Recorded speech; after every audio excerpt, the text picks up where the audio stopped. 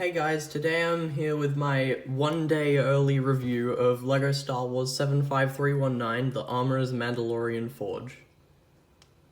First up we have Dinjarin, or as he is still being called on the box, the Mandalorian. He's got his Ambon sniper rifle and his blaster pistol.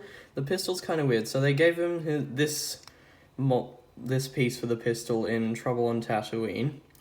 And then they gave him, in Boba Fett's Starship 75312, they gave him a normal pistol, just the normal piece that you'd get on a lot of other sets. And now they're giving him this one again, which is kind of confusing. Don't know why they did that. I think this one is more accurate, but yeah, it's kind of weird that they're switching around. Anyway, so it's mostly the same figure that we got in Trouble on Tatooine, Boba Fett's Starship, and the Imperial Light Cruiser. Except instead of having a cape, he's got his jetpack, finally. Except it is the wrong color, because they made it gunmetal grey when his helmet and spear in other sets, and his armor printing on his torso and legs and arms are silver. So yeah, that's kind of annoying, but if you've got a silver jetpack from a Jango Fett figure, I don't personally have Jango Fett, but I do have a silver jetpack that I got from a friend. Just bought it off him for a couple of bucks so I could have a Mandalorian figure. Anyway, yeah, he's got the arm printing with the Mudhorn skull on the side, and he's got the flamethrower on that side of his wrist and the whistling birds on this side. Yeah, still a pretty cool figure, and underneath the jetpack, he's still got back torso printing, as always. So yeah, pretty good figure overall. Oh, something else I should mention. In the show, he has his cape, yeah, that's like all big, goes down. Then when he puts on his jetpack, the cape kind of gets pushed to the side and just hangs down. It would be cool if LEGO made some kind of new cape piece that would move to the side for the jetpack, but unfortunately they didn't do that. I did actually make my own one of these out of fabric, so you can see that in my Mandalorian Season 2 custom figures video. If you just scroll down a bit on my channel, that's from a while ago, so a bunch of the figures now have proper LEGO counterparts now, but that one is still okay, I guess, since he's got the correct colored jetpack and that cape off to the side. So next up, we've got the Armourer.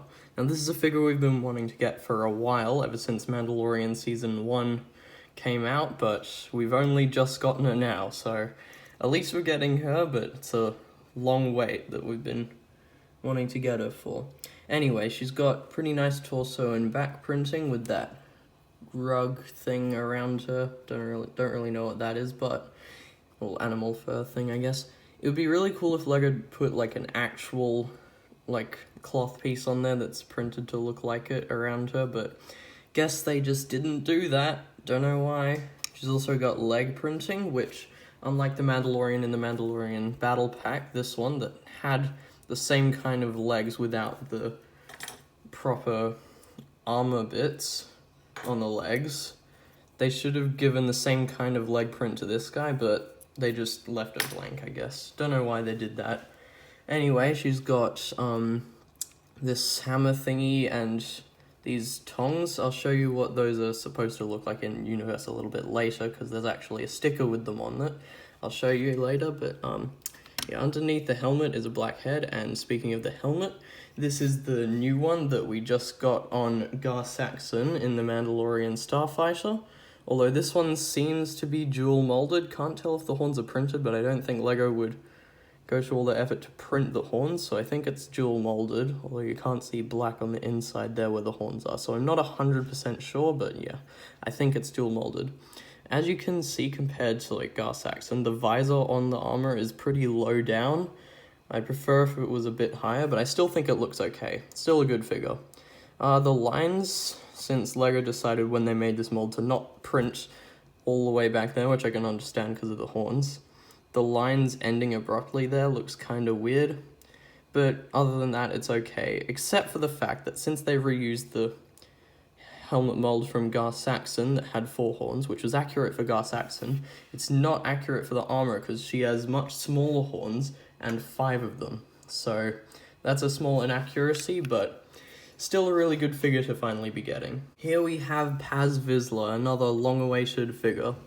So he's got some really nice leg printing, very detailed, same with the torso print, and he's also got this new piece that was used in the August wave by Wrecker and the Dark Trooper. On the back of this, it actually has two studs, just like you can see on those figures. So if I spin around vizsla, you can see that they actually used those this time. And he's got a backpack, which I guess looks pretty accurate. You can take that off so you can see the back print a bit more. I'll actually take the whole armor piece off so you can see the whole torso print better.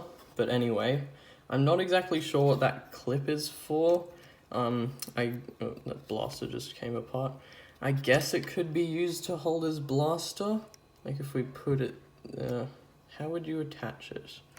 I'm not 100% sure. If I move his arm out of the way, you can kind of put it like that. Not really sure how else you'd attach it. There's not enough way. I guess you could put it this way. That's still kind of weird though. Yeah, not exactly sure what that clip is for. Maybe the backpack just looks like that in universe. I don't know, I haven't looked at it that closely, you know. Anyway, on the shoulder of the armor piece, we've also got a mythosaur skull there, which is accurate to the show. They've also got a really nicely printed helmet mold. I was worried this wasn't going to turn out very well, but it actually did.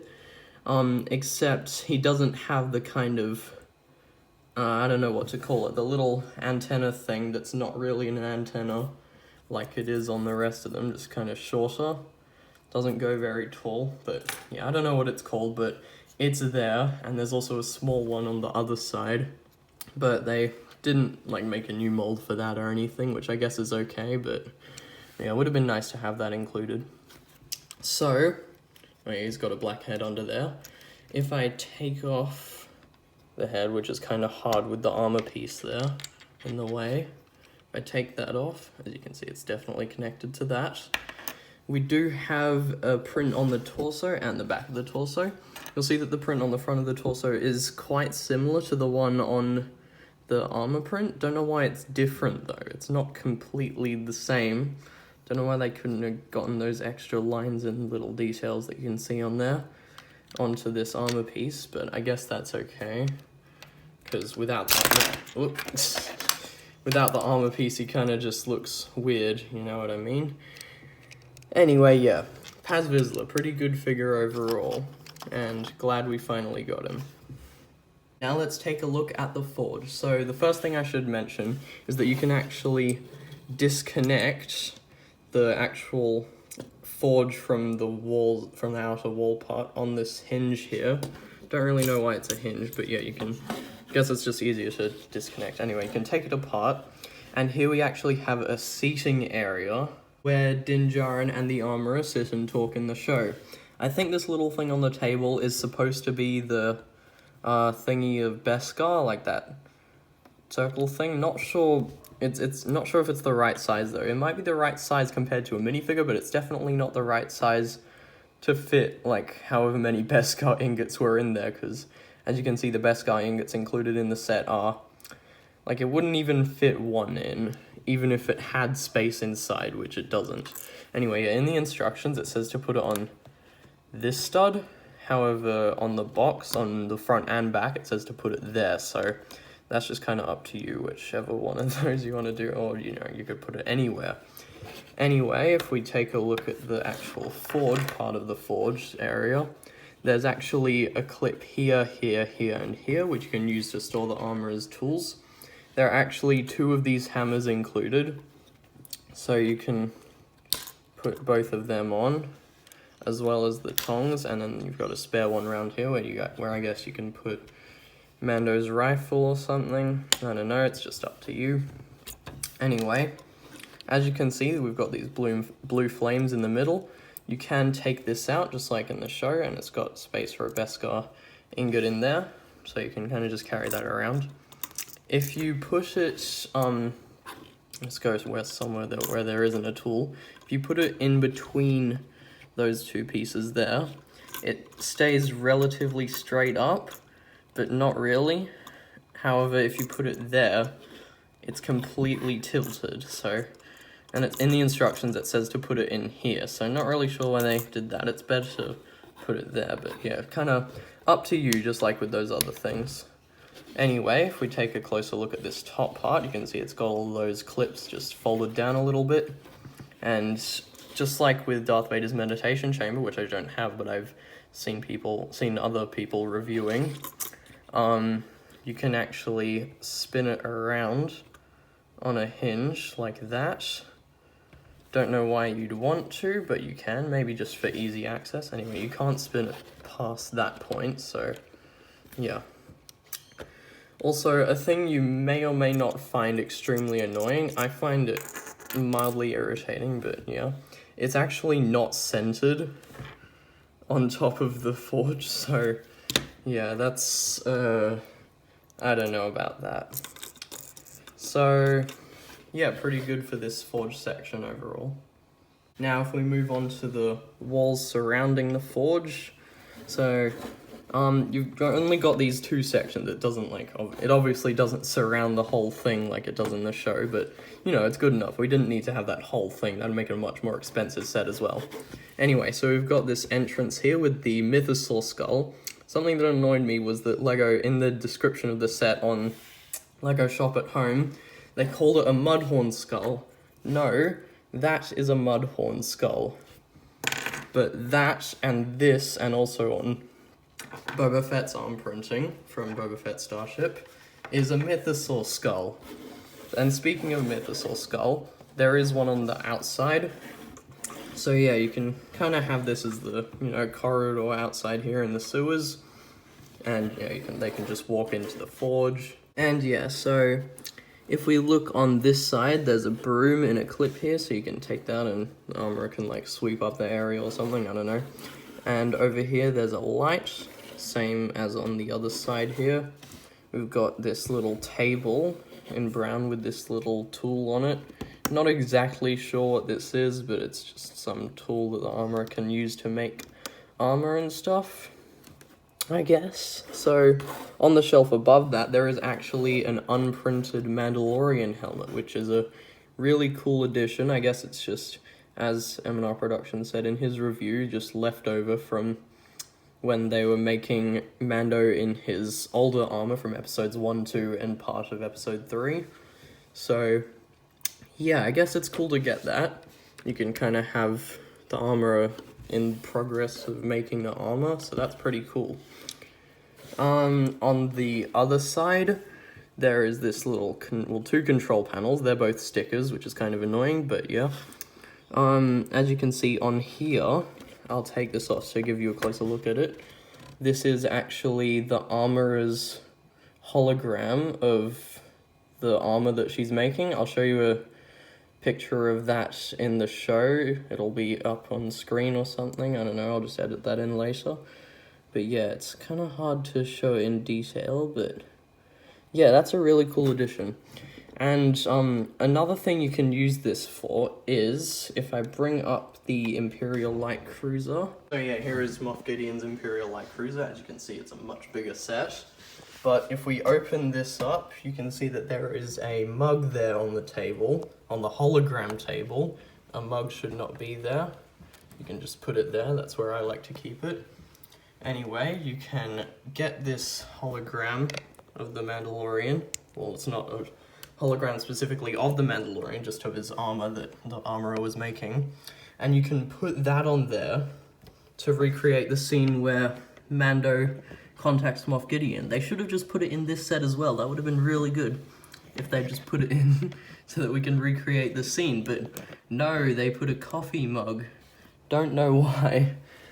But yeah, I reckon just use that if you want to recreate this scene. I'll put on a picture of this in universe as well. So it is accurate, just being the head and torso. So don't have to worry about inaccuracies there. But yeah, just wanted to point that out, that it should have been used in the Light Cruiser as well. So yeah, if we head back over to the forge, you can see that there is this little thing over to the side here, this machine. We've got a Beskar ingot on there, and then this little thing. This might be like a lever to pull it down and it does something, I don't know. But yeah, on the box it's down like that, but in the instructions it tells you to put it at like a 45-degree angle. Not exactly sure which one, I just put it like halfway in between. I don't know, whatever. So yeah, that's pretty cool to have there. I'm pretty sure I remember this from the show, so it's not just randomly put there. Yeah, it's kind of weird, but these control panels from before, they're a stud away from the wall. Not exactly sure why it's like that, but it just is. Thought I'd point that out. And then there's this section. There's a little control panel on there, and then you can open this up. The doors to this are very thick, which is kind of weird, but, you know, whatever. It has actually got some stuff where you can put physical Lego pieces, but it doesn't actually tell you to put anything in there. If we take a closer look, there are two little drawers up there. It looks like those might be handles to pull them out. And then those are the tongs that I was talking about. So if I grab those over from the forge, you can see that this is how Lego built them, which I guess is good enough so that you can hold the Beskar ingot in it. You can kind of do it. No, you can't. Never mind. This is bad. I guess it's okay. It's accurate enough. It's better than having like a really massive one that looked good. Like one that was the correct size is better than a massive one. That's what I'm trying to say pretty much. Anyway, I'm just going to put that back. If we close this up, you can actually take the whole section off. You may have noticed these crates there, the common piece used for crates. So yeah, if you take that off, you've got this whole big gap there, which is kind of weird and it's kind of a second entrance. I don't know, but yeah, if you take that off, you can actually take this whole section off to see what's inside those crates. You can't actually, as you can see, you can't actually take the lids off the crates or slide them out or anything, because those pieces are like that. They're actually stuck to it. So yeah, but if I'm going to actually show you what's inside them, in one side, I'll just tip it out. In one side, there was this Beskar ingot, and in the other side, there was actually a thermal detonator. And just like with the light cruiser, if you remember my review of that, there was actually a spare thermal detonator in the set, which you can just put in there as well, because who doesn't want an extra thermal detonator? And then we also got this silver blaster pistol, which I guess could belong to the Armourer, and she's just keeping it in storage, because we don't see her blaster in universe, or we don't even know if she has one, but I guess that's just cool to have as a secret little blaster hidden away, ready for use if she ever needs it. So yeah, that just about does it for my review of LEGO Star Wars 75319, the Armourer's Mandalorian Forge. It goes for around 45 Australian dollars, and correct me if I'm wrong, 30 US dollars. See you in the next video. Please like the video if you enjoyed, and subscribe if you enjoy content that I make. Thank you for watching. Goodbye. Oh yeah, and I forgot to say, if you have the Mandalorian Battle Pack, it goes really well with this set, as you know. This is just the armory of the Mandalorian covert on Navarro, and you gotta have some extra Mandalorians for that covert. They can be like walking around outside and stuff. Anyway, goodbye.